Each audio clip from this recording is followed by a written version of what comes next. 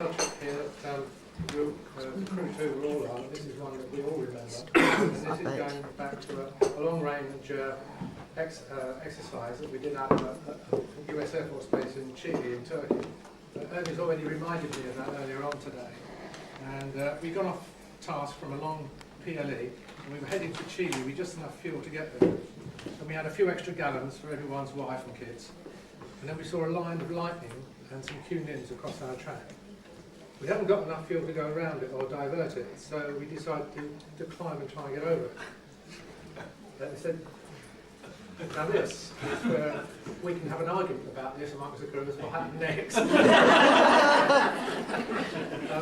In my recall is that we hit this storm, and the hail was so loud that it drowned out the noise of 4 griffins going full blast. That was quite something. Only for about 10 seconds, as far as I recall. I was on the top bunk at the time, and I came off because I didn't know what this noise was. I was not really so at the time. I was asleep.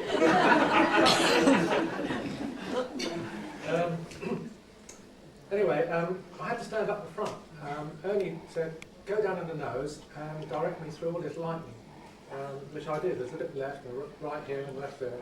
And we started this, we entered this queue near about 10,000 feet. Suddenly it was black as night, and the noise from the hailstones was horrendous, as John says. And both pilots were trying to keep the wings level. At this point, all the engine temps and gauges suddenly indicated 0, which meant the engines were producing no power. I didn't think I should worry Ernie about this more. He has his hands full. It seems strange to me that the altimeter at this time was indicating a rapid climb. Suddenly we shot out at the top of the cloud.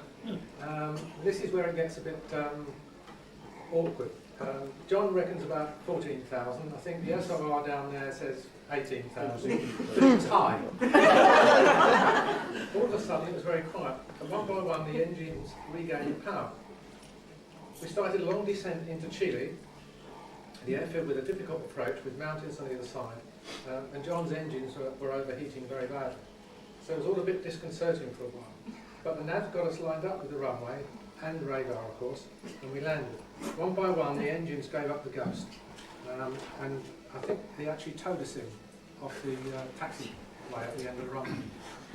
All the radiators were smashed, and all the coolant was leaking out of every engine onto the tarmac. I think it took about another 10 days to get the engines back into some semblance of order. And it says shortly after that, 38 Squadron folded up and John went off onto Britannia's. But he was privileged to fly with Ernie once more when he introduced me as a real engineer. This one was on Nimrod with one of John's sons as an FPA on the crew.